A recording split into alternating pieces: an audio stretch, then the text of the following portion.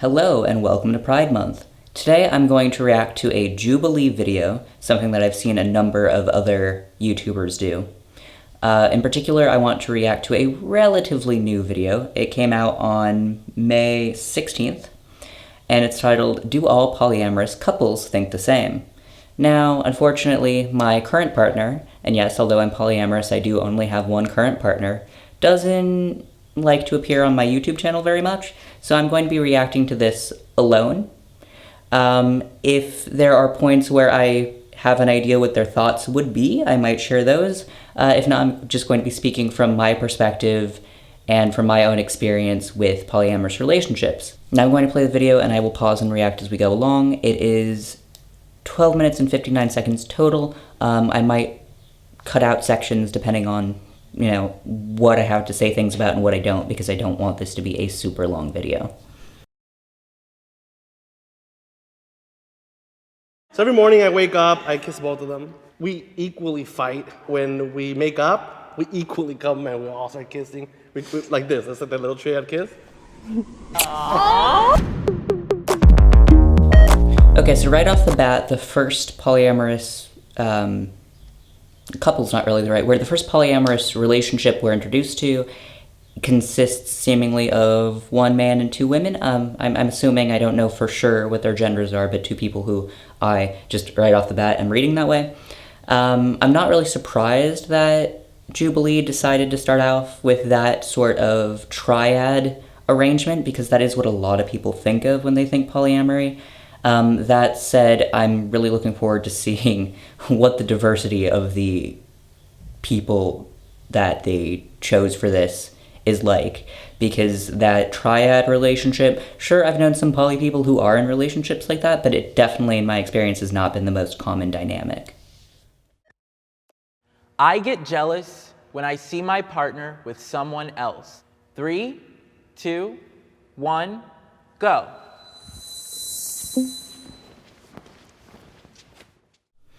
Okay, so the first question, or the first statement that people are agreeing or disagreeing with is, I get jealous when I see my partner with someone else. Maybe I should give my opinion before I actually watch where everyone's going, but anyway. Everyone has gone to various points of disagreeing with the statement, and I find that interesting.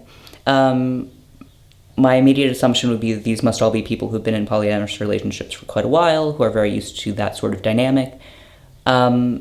I hope that they go into some discussion about jealousy, because jealousy isn't necessarily a bad thing, and it can have places in polyamorous relationships. You're not a bad person or a bad partner in a polyamorous relationship if you are jealous sometimes. All it implies is that you have some need or desire that isn't getting met.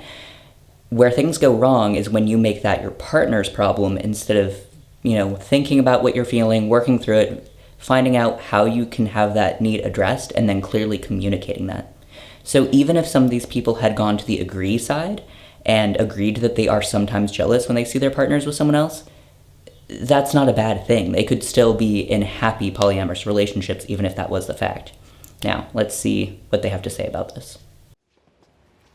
I just didn't do strongly disagree because, of course, jealousy is a factor in polyamory, but it's something that we just communicate about, and I do get jealous occasionally, yes. I found through polyamory that I thrive off of love from multiple people, and I don't think I'm somebody to take that away from people I love either, so I feel that it would be wrong for me to feel jealous when it's something that I want. Instead, I replace it with a word even a lot of polyamory people don't know, which is compersion, which is like the opposite of jealousy, where I actually feel really happy when I see my significant other with somebody else.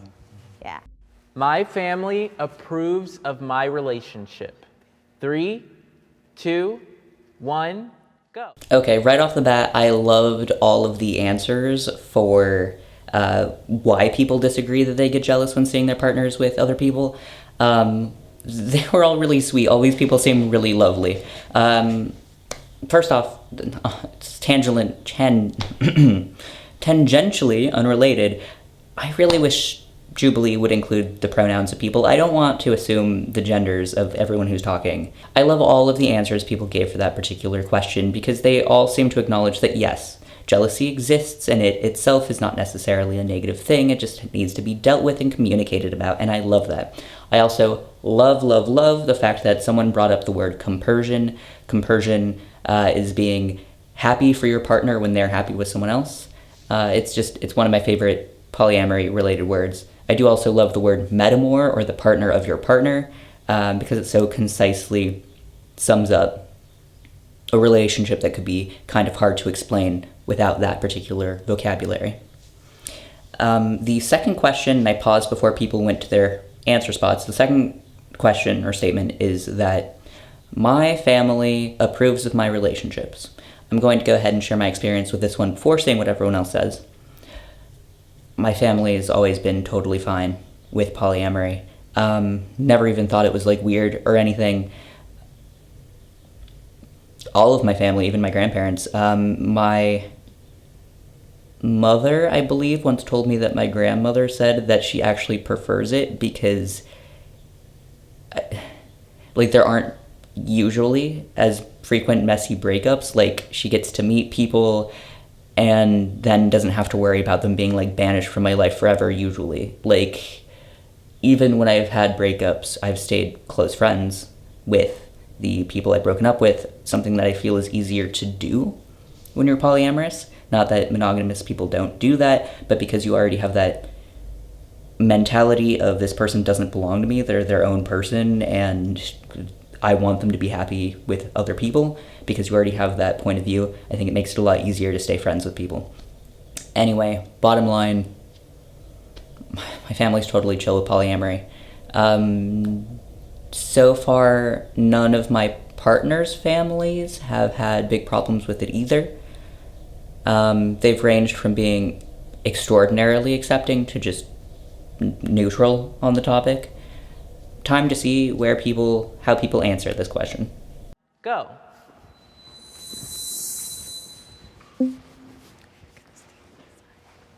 Okay, so I'm actually like over here, like on the other side of this line, because I come from a traditional Korean Christian home, and me marrying a Puerto Rican was unacceptable. They pretended like he didn't exist, hoping he'd just go away. Night before the wedding, are you sure? 2 weeks before the wedding, my mom was like, you can still call it off, right? And so it was pretty rough, which is why I'm not actually out to my parents. I don't really talk to them very much. There's no way that I can even approach this subject, which is kind of why I'm here today, because I want to show people, hey, look, we exist, and it's okay. While they support my lifestyle, I don't necessarily think that they quite understand it. When I have undergone separations or breakups with partners and tried to rely on my family for a little bit of emotional support to help me grieve those losses, sometimes I'm met with like, well, you got another partner. I don't see what the big deal is, right? Okay, for other people, it seems like even the people whose families support their relationships, most of their experiences are a lot less joyous, a lot less unquestioning support than mine has been. You can cheat in polyamorous relationships. 3, 2, 1. Next statement, you can cheat in polyamorous relationships. That's an ambiguous phrasing. Do they mean it is possible to cheat in polyamorous relationships, or do they mean you're allowed to cheat in polyamorous relationships? I'm going to assume it's the former. Yes, it's possible to cheat in polyamorous relationships. If you're doing something that your partner has communicated they're not okay with, or your partners, plural, have communicated they're not okay with, that's cheating. Does your partner like to meet your other partners? If you specifically hide a partner from them because you don't think they'd approve or for any other reason, then you are cheating. It seems pretty black and white to me, so time to see what everyone else thinks. Go. That's why I was like, when you date somebody who's monogamous, right? Or let's say that they're married, and because you're polyamorous, they're like, oh, hey, look, she's easy, or, he's available. That's cheating. You're not cheating, because you're being honest. But their partner is not consenting to the relationship that you're having with that person. It is still an individual decision of mine to say, okay, well, am I going to involve myself or not? I mean, sure, I think that clearly they're cheating, and I may try to encourage them to, like say, hey, you should tell this Figure it person what's out. up, but I'm not cheating. I'm you know what I'm saying? Do you really want the other partner to show up with a shotgun? Exactly. That's what I was thinking. Because, I mean, we've dated girls before, and the second we find out that there was someone else, boom, it's over. As a conceptual question, could you guys cheat within your polyamorous relationships? If two of you were to engage one another without the third one, would that constitute cheating in some senses? Well, my answer, because I met them together, I don't see that if they were in the mood that would be cheating. That Gotcha. if they told me about it or whatever, just because their relationship Gotcha. was Yeah, what yeah, it was. You can 100% cheat, and the reason being, like, we're open to pretty much everything. Like, we're allowed to have sex outside of the relationship, we're allowed to date other people, we date people together. But the problem is if you're not honest about it. If I just swiped on Bumble, whatever, went on a date, and I didn't tell her anything, that's cheating. I want children. 3, 2, 1. There was an interesting topic brought up, and that's the idea that if you are dating someone who is in a monogamous relationship, and their partner obviously doesn't know because they're in a monogamous relationship, then they are cheating, which has moral implications for you. I think that's an interesting topic. I mean, generally, I don't think it's a good... I mean, obviously, it's not a good idea to date someone who they themselves are cheating with their monogamous partner. I mean, I wouldn't do that because it's just going to cause problems, and it shows a lack of communication, it shows a lack of honesty. It's not something I want to involve myself in. The next question, I want children. This is a question that I don't necessarily want to answer. I myself have never had any desire for children. No desire for biological children. The idea makes me very dysphoric and uncomfortable. And minimal to no desire for adoptive children. My current partner does really want children, and I could potentially see raising children with them if, things go that way. But it's not something I'd say I want. Go. I strongly agree because I have a 9-year-old already. So, I mean, I just felt like it would be a little weird to be like, yeah, strongly disagree, right? But I do think it's a separate question, though, right, of whether or not I'd like to bring more life into the world, right? And that's just something that I talk about and think about with partners and the like. But polyamorous children or children born into polyamorous families aren't necessarily protected by the state or the society in the same way that people born into dyadic or monogamous units are, who can access marriage, so on and so forth. So We never wanted to have children. We were probably on that side, way over there, And after discussing the whole marriage thing, we're like, well, once we get a house and we do this, we'll eventually take that journey. So we got a house, then we actually ended up getting married. Now she's pregnant. congratulations. We found like a birth center, even through COVID, that will allow all 3 of us in the room when the baby's born. And then for the babies, we're gonna do like a power of attorney so that all of us can have the same type of guardianship over the baby, any medical or anything like that. We actually found that this year 3 dads were put on the same birth certificate Right. for their kid. They actually wrote a book about it. I'm really interested in learning more, but with that means it's possible. The triad are expecting a child, and I think just the way they talked about that is really super sweet. One note on children that I didn't bring up before is my current partner and I have talked about how if we raise children, we really want to raise them in a co-parenting setting, so a setting with at least one other parent involved. Now, that doesn't have to be someone that we're necessarily in a romantic relationship with, but someone who's interested in being part of the family and interested in raising the children or child along with us. So that discussion of 3-parent birth certificates, power of attorney, all of the legal precautions that should probably be taken if you're going to have more than 2 parents for a child or children is really interesting to me and is something that we've talked about and thought about a bit already. I am equally committed to all my partners. 3, 2, 1. The next statement is, I am equally committed to all my partners. Currently, I only have one partner, so there's nothing to be equally committed to. My relationships in the past have varied. I have had multiple highly committed partners at one time, but I've also had situations where I've had one very committed partner and then some more casual relationships. Either dynamic is fine. and have worked well for me. To me, what matters is communicating and making sure that everyone involved is on the same page. If I'm having a casual relationship with someone, I want them to know that relationship is casual and that I don't see it being, for example, a life partner thing. And on the other hand, I want people to be honest with me about their desires and expectations and things like that when it comes to our relationship. Go.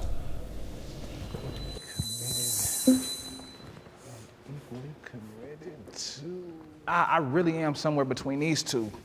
What about, is here good? I'm struggling with the understanding equal. I don't think equal means the same, so I know I don't have the same commitment. How I orient myself towards keeping my commitment, I do think is the same. It may look like, to an external eye, that I don't have equal commitments to them all, right? So I love that they have a doctor as one of the people they're talking to. I just think that's great. Openness, communication, obviously being like, okay, I have a partner, this is my main partner. Maybe they just want to have sex, or maybe they just want to go on dates or have somebody to cuddle with. This is my primary partner, so they are a priority at the end of the day. I feel like if we had a third person in our relationship, it would be equal and we would be on that side. She's my nesting partner, she's my primary partner, she's the person that I have built my life around, and that's how I understood the question. It's not that my other partners are disposable. I mean, I will take a bullet for all of them. A lot of people's answers just depended heavily on how they interpreted the question. If they interpreted equally committed to mean like the same level of commitment, like life partnership, or how they interpreted that. My future relationships will be polyamorous. 3, 2, 1, go. Next statement, my future relationships will be polyamorous. For me, I say definitely. Even if I'm not actively dating more than one person, it's important to me that my relationships have all of the other trademarks of polyamory. I mean, the communication, the compersion, the ability to pursue other opportunities as they arrive. Those are all very important to me to be happy in my relationships in the long term.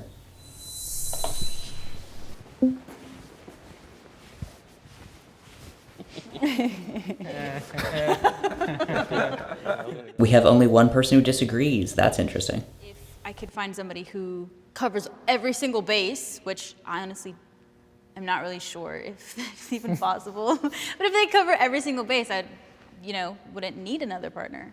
I piggyback off of that because I'm similar, right? So for me, I said earlier, right, like my polyamory is not a numbers game. It could be one person, it could be more than one person. My future relationships will be polyamorous. I definitely mean like sort of like this polyamory in principle and not necessarily in like number. I would like my future relationships to be polyamorous, but I also understand that life happens sometimes. If you were to get married or have kids, you might not have the time to be in a polyamorous relationship. And also because we're open, I feel like any discussion, like you can talk to me about anything. So if my partner came to me and was like, hey, I think I want to be monogamous, I would definitely be open to that idea too. I love Dr. Justin, I missed his last name, but I love Dr. Justin's statements on polyamory in principle, if not necessarily in number. I feel like that's a far more concise way to put what I was just trying to say. The other people who do, the person who disagrees and the people who don't agree fully are just saying, yeah, they wouldn't mind their future relationships being poly, but it comes down to life and what happens in life, which I think is a very nice, realistic way to look at it. And that's the last question they addressed in this. I thought this was a very cute video, very sweet. I liked the mix of people that they picked to talk about being polyamorous. I would have been interested in having them talk a little bit more about their experiences with different dynamics, so like the triad versus open relationships versus the idea of quads, things like that. But that being said, I think that the questions they did cover were all good questions to cover. I did at times feel like the triad was portrayed in a way that was maybe a little bit sensationalizing, purely because that's the idea that most non-polyamorous people think of when they're thinking of polyamory, but I don't know if that's because that's how the triad themselves just, expresses themselves, or if that was an editing choice. All in all, these were some really interesting questions and topics to think about. If you have more questions on polyamory either in general or for my specific experiences, feel free to ask in the comments, and I'd be happy to talk about this more. Until next time.